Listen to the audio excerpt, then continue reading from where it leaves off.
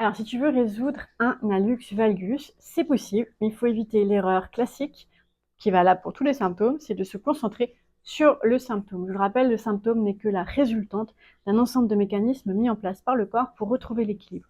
Donc ton hallux valgus, même s'il est dérangeant, s'il n'est pas beau, s'il fait mal, etc., à la base, c'est une façon pour ton corps de garder son équilibre. C'est comme ça qu'il réussit à se maintenir dans un équilibre, qui est un équilibre déséquilibré, mais c'est la stratégie qu'il a trouvée. Donc, si tu veux le résoudre, s'occuper des orteils n'est pas la solution. Ceci dit, j'ai pas dit que ça ne servait à rien.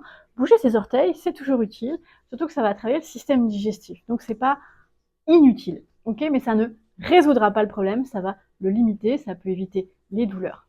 Qu'est-ce qu'il faut faire alors pour résoudre un hallux valgus? Il va falloir travailler au niveau du centre du corps. Pourquoi? Parce que tout ce qui est en bas dépend de la stabilité. La première chose qui stabilise ton corps, c'est cette zone-là, la zone du bas-ventre, le bassin et les lombaires. Pas les hanches, le bassin. Donc, ceux qui me connaissent déjà le savent, on va voir l'exercice fondamental essentiel pour ta santé, qui est le bassin qui va rouler comme un ballon vers l'avant.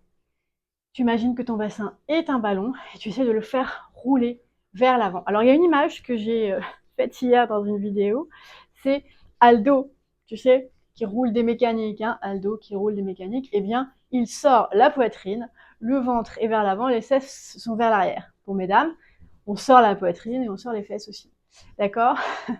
Si ça peut vous aider. Mais c'est vraiment le mouvement de bassin qui roule. Ok? Ça va être primordial. Ensuite, tu vas donc bien sortir la poitrine et inspirer, souffler en essayant de rentrer le ventre. Et avant de réinspirer, attends. Et là, inspire par la poitrine. Ça, c'est déjà un exercice qui va aider cette zone-là. Maintenant, il y a beaucoup de choses dans cette zone. Ce qu'on peut faire aussi, puisque le gros orteil correspond au foie, même posture, donc on roule le bassin, on sort la poitrine, on fait haut les mains, et là, on va s'incliner d'un côté. Tu vas inspirer et souffler en essayant d'allonger le bras. Et la même chose de l'autre côté. Inspire et souffle. Et tu reviens. Tu peux faire cet exercice, l'enchaînement des deux, pendant 1, 2, 3, 4, voire 5 minutes.